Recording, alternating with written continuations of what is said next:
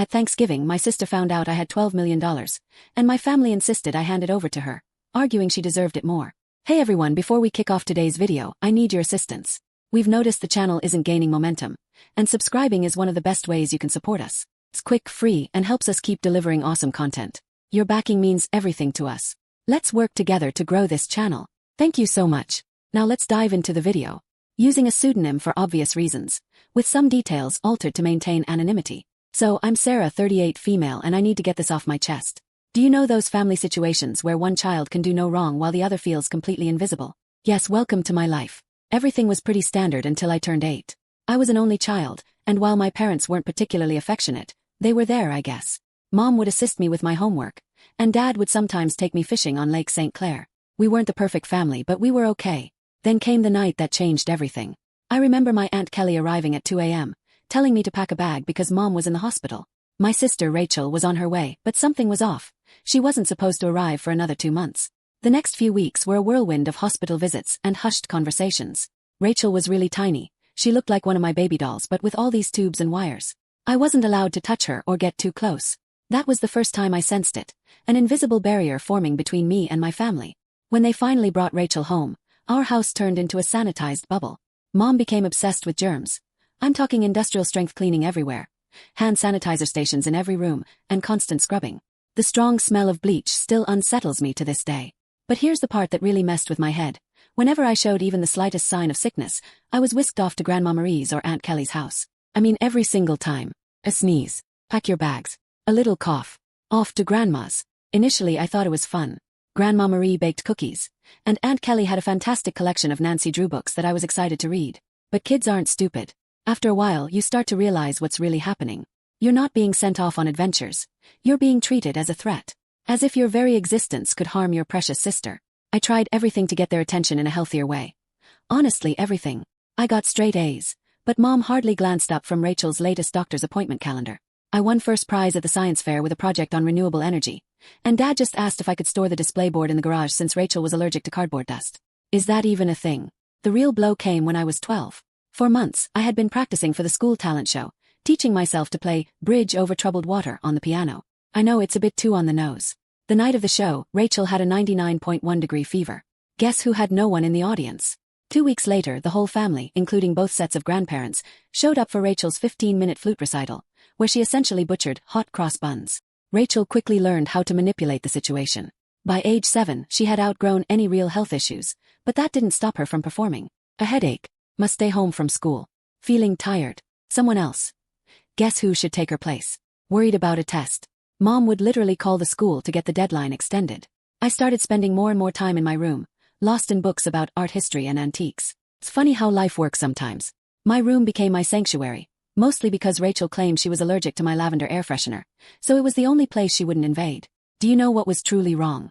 When she pretended to be sick, part of me felt grateful. At least I'd be taken to Grandma Marie's, where someone would actually ask about my day or show interest in what I was doing. Grandma sparked my passion for vintage jewelry. She had an amazing collection of costume pieces that she let me organize and catalog. I should have seen it as foreshadowing. The worst part wasn't even the blatant favoritism. It was how they rewrote history to justify their behavior. Rachel just needs more attention because she had such a rough start. Sarah's always been so independent. Sarah understands that her sister has special needs. Numbers I couldn't comprehend. I was a child who didn't grasp why having a strong immune system made me less worthy of love. Looking back, I can see how those years shaped me. The constant message that I was somehow unsafe or inconvenient to be around doesn't simply vanish. But hey, at least it taught me to be self-reliant. When no one checks your homework or celebrates your victories, you quickly learn to be your own cheerleader. High school, most people either loved it or hated it. Me. I saw it as my ticket out. While Rachel was building her drama empire in middle school, I was laying the groundwork for my escape. And let me tell you, nothing motivates you to achieve more than knowing no one will do it for you. Remember how I mentioned sorting Grandma Marie's jewelry collection? That taught me a valuable lesson about the necessity for organization and attention to detail. In high school, I approached everything with that mindset. My desk at home looked like something out of an organization magazine. Color-coded notes, meticulously planned study schedules, and everything had its designated spot. Rachel teased me about it, calling me Rain Man. Thanks a lot, sis. But here's the thing about being invisible. No one is tracking your failures or successes, so you can do whatever you want. I joined every club that wouldn't conflict with my part-time job at Carson's Diner. Thanks to Carol, the owner, for remembering my birthday when my own parents forgot. Debate team. Who's the National Honor Society president? Who's the editor-in-chief of the school newspaper? The debate team was where I truly found my voice. There's something incredibly satisfying about dismantling someone's argument while staying completely composed. It also taught me how to negotiate, which I didn't realize would be useful later. I won states twice. Rachel had major soccer games, so my parents couldn't attend either competition. She was on the C team and didn't even play. The game changer in my junior year was when things got really exciting. I took this and scored a perfect score. Not just pretty good, but perfect. I mean perfect 1600. You know how many people achieve that? Less than 1%. I remember staring at the results screen for nearly 20 minutes, convinced it was a mistake. I rushed home to tell my parents, but I realized how foolish that was. Mom was in the kitchen helping Rachel with her English homework. The conversation went something like this. Mom, look, I got a perfect SAT score. That's nice, honey, but could you keep it down? Rachel's trying to focus. She has a big test tomorrow. Rachel, you're right. Yeah, some of us actually have to study, Miss Perfect, she said. Rachel, sweetie, don't stress. You're just a different type of learner. I still have the hard copy of those SAT results somewhere. It never made it to the fridge. But Rachel's C+ in English. That got primo fridge space, complete with a "we're so proud of you" magnet. The college application process was interesting. I applied to 15 schools without telling anyone. I wrote all my essays, gathered my recommendations, and handled all the financial aid paperwork myself. My guidance counselor, Mr. Chen, was the real MVP. My parents were too busy to help me with the FAFSA, so I stayed late after school. Then the acceptance letters started rolling in. Harvard, Yale, Princeton, Michigan. And each one came with a scholarship offer. I kept them all in a locked box under my bed, knowing what would happen if Rachel found them. They'd suddenly shift their focus entirely to her. But if Sarah goes to Harvard, I'll be all alone, or some nonsense like that. The day I received my full ride offer from UMich, Rachel joined the JV cheerleading squad. Guess which one was celebrated with a family feast? Hint. I had microwave mac and cheese in my room while they dined at Olive Garden. But you know what? That scholarship was my golden ticket. Tuition, housing, and meals were all covered, along with a book allowance. I could finally leave that house where I felt either invisible or a burden. The day I got my acceptance package, I went to my favorite spot in the local library, a fourth-floor window seat overlooking the park, and grieved for an hour. Not tears of sadness, but tears of relief. When I told my parents at dinner that I was going to UMich, they were thrilled. Michigan. But that's so far. What if Rachel needs you? They replied. I hope you're not expecting us to help with expenses. Rachel's cheerleading competitions are really expensive. Rachel is crying. Oh my God, finally. Can I have your room? I need space for my TikTok videos. That summer before college, I worked double shifts at Carson's Diner to save money. Carol, bless her heart, always gave me extra tips and made sure I could take home leftover pie at the end of my shifts. She also taught me a crucial lesson. How to recognize genuine people in a world full of fakes. Baby, she'd say. In diners and in life, the ones making the most noise usually have the least to say. Move-in day at Michigan arrived. My folks couldn't come because, surprise, Rachel had a cheerleading competition. Aunt Kelly drove me instead, helped me set up my dorm room, and handed me a $500 envelope. Your Grandma Marie wanted you to have this, she told me. She's so proud of you.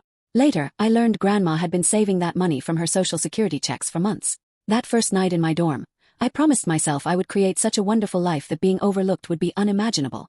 Not out of vengeance or to prove anything to my family, but for that 8-year-old girl who was sent to Grandma's for sneezing. College was a whirlwind of all-nighters, instant ramen, and glorious independence. I graduated summa cum laude from the University of Michigan. Not that my parents noticed. They were too busy helping Rachel transfer to her third college in 2 years. But this is where the story takes an unexpected twist. I landed an entry-level job at Everett & Phillips Auction House in Detroit. I won't use the real name for obvious reasons, but if you're in the business, you probably know who I'm talking about. A genuine high-end establishment with many old money clients. I started with their estate sales, which involved documenting the belongings of wealthy individuals after they passed away. Not exactly glamorous, but it paid the bills. The breakthrough came after several months of standard work, logging countless china sets and categorizing vintage furniture. Next was the Kingston estate. Mrs. Kingston was an elderly widow who had passed away without children, leaving behind what everyone thought was a massive collection of costume jewelry. Rooms filled with the stuff. This is where those hours spent at Grandma Marie's came in handy. I was sifting through a stack of jewelry when something caught my eye. It was an Art Deco brooch. Not particularly flashy, but something about it felt different. The weight was off for costume jewelry, and the clasp mechanism was too intricate for a knockoff. I spent my entire lunch break researching old jewelry makers and signatures. I ended up staying late at the office to use the company's memberships to various antique jewelry databases. The more I looked, the more convinced I became that this was not costume jewelry. It was the real deal. The problem was I was the new girl. No one would believe me if I claimed we had a potential treasure on our hands. So, I did what the debate team had taught me. I meticulously prepared my argument. I spent 2 weeks during lunch breaks and evenings learning everything I could about Art Deco jewelry authentication. I even used some of my meager savings to pay for an online gemology course. Finally, I gathered the courage to approach my boss, Mr. Harrison. I brought the whole presentation, complete with comparative images, historical documentation, and the works. The conversation went something like this. Sir, I think we might have something significant in the Kingston collection. Harrison barely looked up from his phone and said, Sarah, we've already catalogued those as costume pieces. I know, but look at these makers' marks. They match perfectly with Cartier's 1925 signatures. Harrison finally paid attention. Where did you learn all this? I replied, I did some research. Long story short, the costume brooch sold for $47,000 at auction. It turned out to be part of a limited collection created for some European set in the 1920s. But here's the kicker. Harrison began to trust me after that. He started giving me other artifacts to authenticate. Suddenly, my pointless hobby of sorting antique jewels gained real significance. I dedicated myself to learning everything I could about vintage jewelry. I took every online course I could afford, spent weekends at estate sales researching items, and even started a small notepad to document various authentication procedures. My apartment looked like a jewelry scholar's dream, with walls covered in printouts of vintage hallmarks and certification guidelines. The auction house began to see results. I was uncovering significant items that others had overlooked, developing contacts with collectors, and understanding the market. My commission checks grew larger. For the first time in my life, I wasn't just getting by. I was also saving money. Family, still remarkably uninterested. At Sunday dinners, which I still attended like a fool, the conversation went like this. Mom, Sarah's still at that antique shop, right? This is me, auction house, and yes, actually, I just authenticated a rare Tiffany piece. Rachel interrupts. Oh my God, speaking of jewelry, you guys have to see this charm bracelet I bought at the mall. But I didn't care anymore. For once, I had found something that was entirely mine. Something I was genuinely good at and unrelated to being Rachel's sister or the family disappointment. Then came the Rothschild collection. This was about 2 years into my job at the auction house. A massive estate, old money family, there was a lot of buzz in the industry. I was part of the team cataloging their jewelry collection, and that's when I noticed it. A fairly ordinary Art Nouveau piece that everyone else had overlooked. I spent 3 days investigating it, barely sleeping. It turned out to be a piece from a famous French jeweler's private collection, supposedly lost during World War II. When it sold at auction for $238,000, Harrison called me into his office. I thought I was getting promoted. Instead, he said something that completely shifted the situation. Sarah, you're wasting your talent here. You should be running your own authentication business. Initially, I brushed it off. Me. Start a business. With what money? However, the idea took root. I began doing small freelance authentication projects on the side. Word spread that I had a great eye. Private collectors started reaching out to me directly. One night, sitting in my tiny apartment surrounded by jewelry manuals and authentication tools I had collected, I had an epiphany. This is something I could actually do. I could create something on my own. So I did what any reasonable person would do. I took out a sizable loan against my car, emptied my savings account, and rented a small office space in a less desirable part of town. People thought I was crazy. Maybe I was. I transformed a storage room above a Chinese restaurant that was about the size of a college dorm room. The rent was cheap because it always smelled like Kung Pao chicken, and the Wi-Fi only worked if you sat in the corner by the window. But it was mine. The struggle was real. The first few months were interesting in a scary way. I'd wake up at 4 a.m. in a cold sweat, calculating how many months I had until my savings ran out. Loan payments felt like a noose around my neck. My office furnishings consisted of a card table I bought from Goodwill and a chair I literally found on the curb. Don't worry, it was thoroughly cleaned. However, in the world of high-end jewelry, reputation and contacts are everything. My experience at the auction house provided both. I started small, doing authentication work for local antique dealers. My fees were lower than the bigger firms, but my attention to detail began to get noticed. Word spread. 6 months later, a pivotal moment occurred. A dealer I had worked with at the auction house asked about a collection of Victorian-era brooches. The owner wanted confirmation before selling. It turned out to be a massive collection with pieces spanning 3 generations of families. I worked on it for 2 weeks straight, rarely sleeping and documenting everything. I discovered 2 extremely rare pieces that had been misidentified as later replicas. The owner was so thrilled with my detailed analysis that she not only paid my fee but also offered me a 10% commission when the pieces sold. Was that a commission? $86,000. More than I had made in the previous 2 years combined. Suddenly, my phone started ringing off the hook. Private collectors had heard about my knack for uncovering overlooked pieces. Estate lawyers sought advice on inherited jewelry. Even my old auction house began sending me authentication work. I'm pretty sure Harrison was secretly helping spread the word. Thanks, boss. By year 2, I had hired my first employee, Jenny, a fresh gemology graduate who reminded me too much of myself at that age. She was incredibly bright but overlooked because she was quiet. She's now my head of authentication and worth her weight in gold. The firm grew faster than I could have imagined. We moved to a proper office downtown, goodbye Kung Pao chicken smell, and built a team of specialists. I earned a reputation for discovering misplaced items. You wouldn't believe how many important historical jewelry pieces are misidentified as costume jewelry in people's attics. However, success came with its own challenges. The larger we grew, the harder it became to keep it a secret from my family. They still thought I worked in an antique shop. Rachel would make these sarcastic comments during family dinners. "Sarah, I have some old jewelry I was going to donate to Goodwill. Maybe your little shop would want it." I'd reply, having just authenticated a $12 million Faberge item that morning. "Sure, I'll look into it." Mom continued to introduce me as my other daughter who works with old jewelry or something. Meanwhile, I was quoted in Forbes, luckily under my company name, and we had just opened our third office. What's strange is that keeping the secret became almost enjoyable, like a private joke with myself. I'd sit at Sunday dinner in my Target discount outfit, really Chanel, listening to Rachel talk about her entry-level marketing job, knowing I just closed a deal worth more than her annual salary. I even started playing little games with myself, like wearing authentic Harry Winston pieces to family gatherings and seeing if anyone noticed. They never did. Rachel once spent 20 minutes showing off her $200 Michael Kors watch. I was wearing a vintage Patek Philippe that cost more than her car. However, the real challenge was managing growth. By year 5, we had established offices in Detroit, Chicago, and New York. I spent more time on planes than in my own bed. We built a reputation for discretion. It turns out many wealthy clients want their jewels verified without the public knowing. The money was enormous.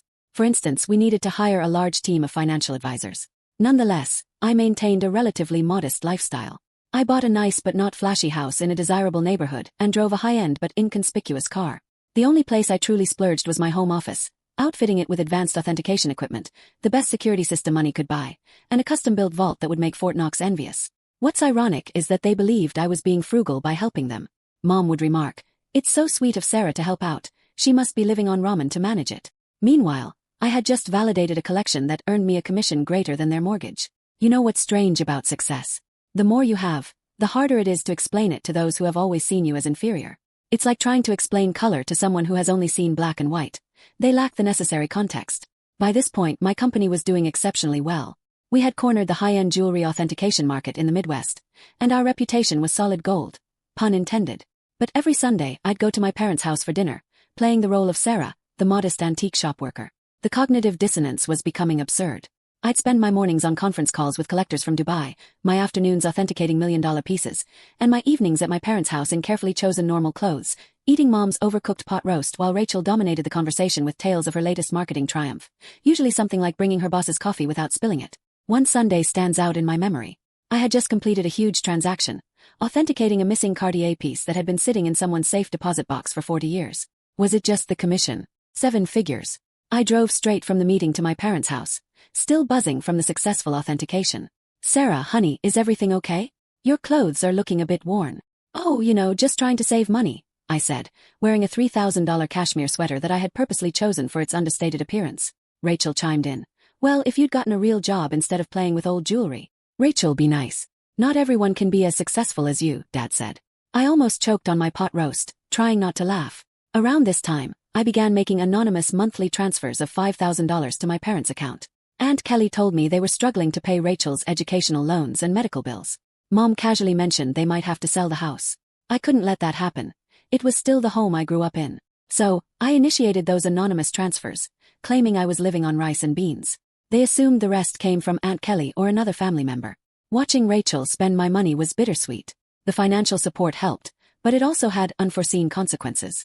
My parents began treating me with a strange mix of pity and condescending pride, as if I were some noble case of poverty sacrificing everything for the family. Meanwhile, Rachel's spending became more extravagant. She'd show up for dinner with new designer bags, claiming they were outlet finds. They weren't. I can spot a genuine Gucci from a mile away. She started taking lavish vacations and bragging on Instagram about her fortunate life. I'm convinced she used my support money for shopping sprees. However, I stayed silent. The irony was simply delightful. Then came the MBA drama. Rachel announced she wanted to return to school for her MBA. At another private university, of course. Only the best for the golden child. Mom called me in tears, explaining they couldn't afford it. I suggested, maybe Rachel could look at state schools. They have good programs too. "Oh honey, you don't understand. Your sister needs to maintain certain standards. But speaking of assistance, Mom asked if I could increase my monthly contribution for a few years. I raised it to $7,000 per month. My finances remained unaffected, but it stung to see them praise Rachel for taking initiative with her education while assuming I was living on ramen to help out. The real kicker came when I was invited to give a guest seminar at the same business school Rachel wanted to attend. My family had no idea. The dean personally asked me to lecture on luxury goods authentication and business growth. I had to come up with an excuse for skipping Sunday dinner that week. My own achievements began to feel like a separate life, as if I were some kind of corporate superhero with a hidden identity. By day, I was running a multi-million-dollar authentication business. By night, well, on Sunday evenings, I was just Sarah, the disappointed daughter who worked at an antique shop. The breaking point arrived on Thanksgiving. The weight of the lies was becoming unbearable. Rachel made rude remarks about my career on multiple occasions, and each time, Mom apologized to her friends for my modest lifestyle. Every time Dad suggested I get a real job, I knew it would end dramatically. I just didn't anticipate it would implode so spectacularly on Thanksgiving. It began 2 weeks before the holiday when Mom called, sobbing about her back pain.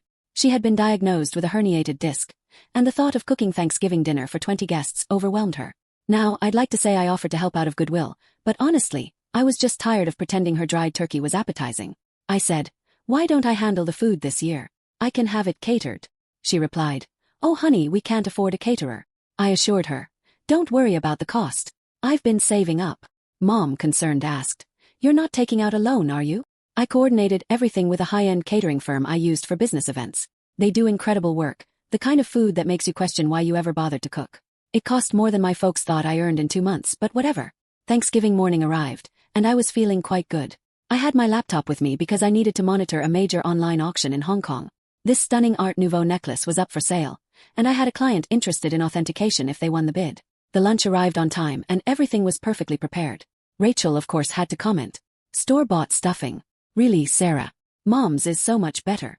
This is coming from the girl who once set off the smoke alarm while making toast. Mom was apologizing to everyone for not cooking, but you could tell they were enjoying the meal.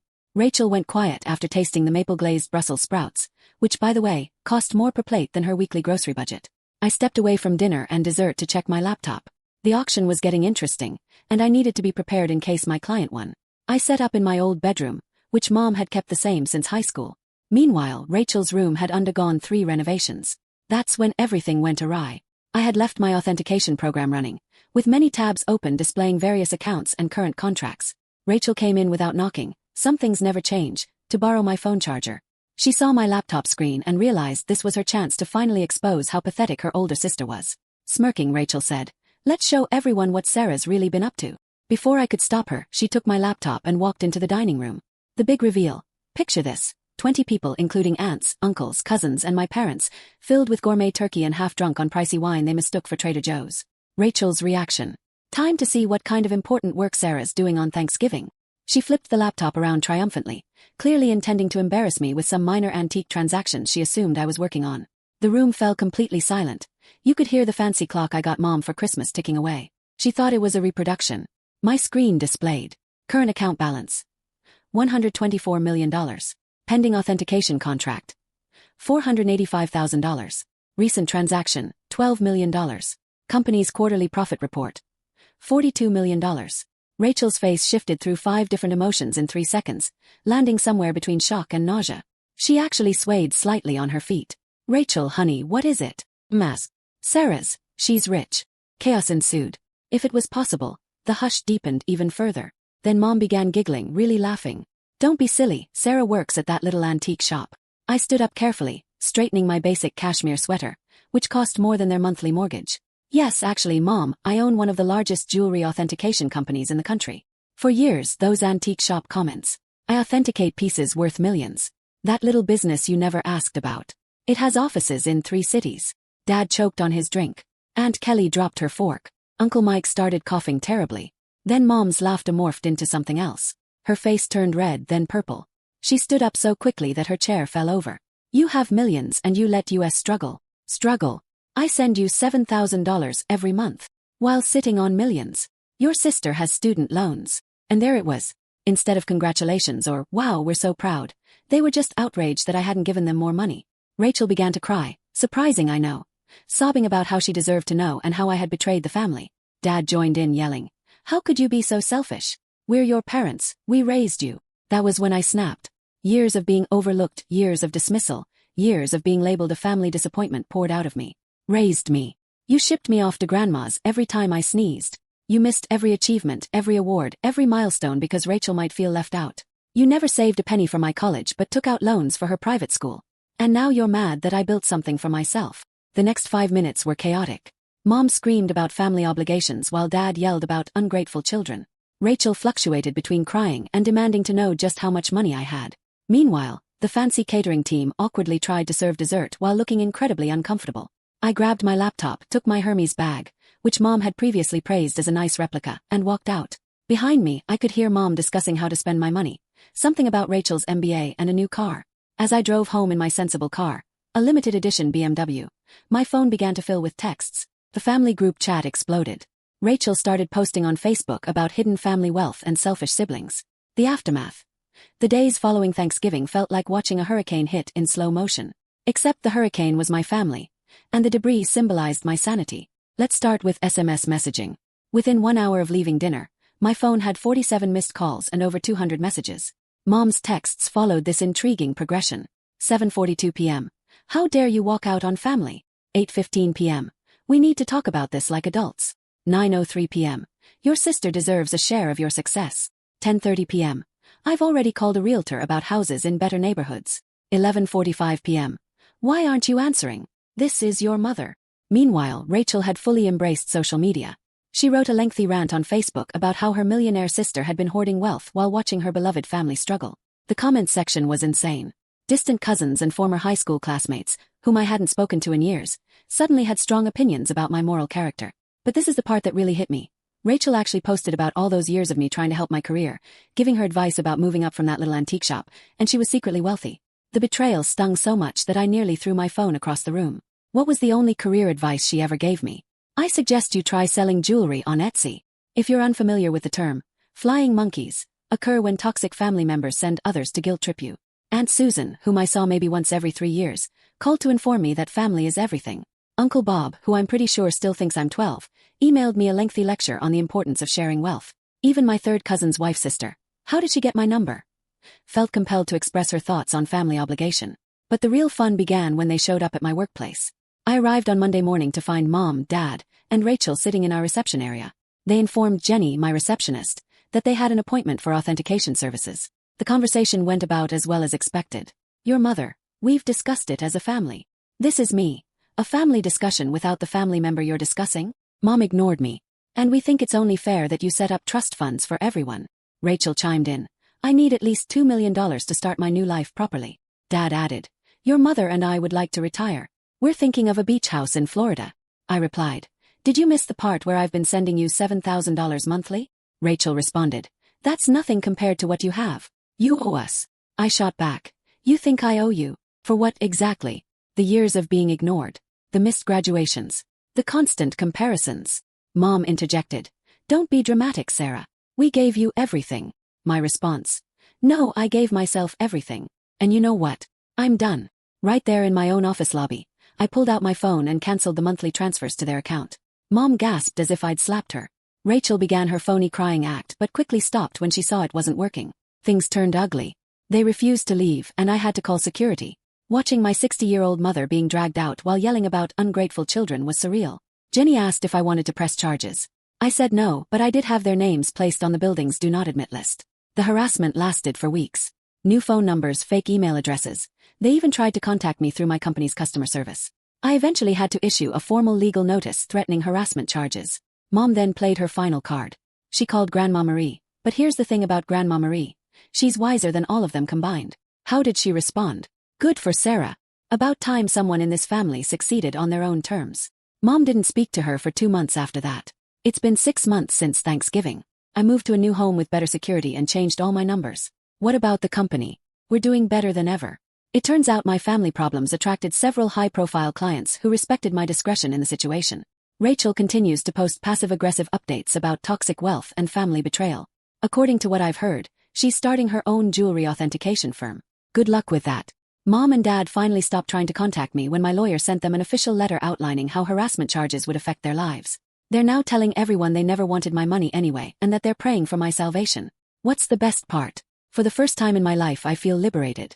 No more Sunday dinners filled with sly insults. No more downplaying my accomplishments to spare their feelings. No longer financing the Rachel show. My therapist believes I'm finally establishing healthy boundaries. I say I'm finally living authentically. So that's my story. Reddit, thank you for letting me share it. Special thanks to the catering firm that sent me a Christmas letter stating that the Thanksgiving meal was the highlight of their year. Edit. Responses to common questions. Yes, I am still in treatment. No, I do not regret cutting them off. Yes, Grandma Marie is doing well. She's coming to visit next month to help me catalog a new collection. One last thing. To Rachel, I know you're probably reading this. What about the Cartier bracelet you're wearing in your most recent Instagram post? Definitely a fake. Just saying. Thank you for watching. If you do, hit the notification bell to stay updated with more shocking real-life stories happening around you.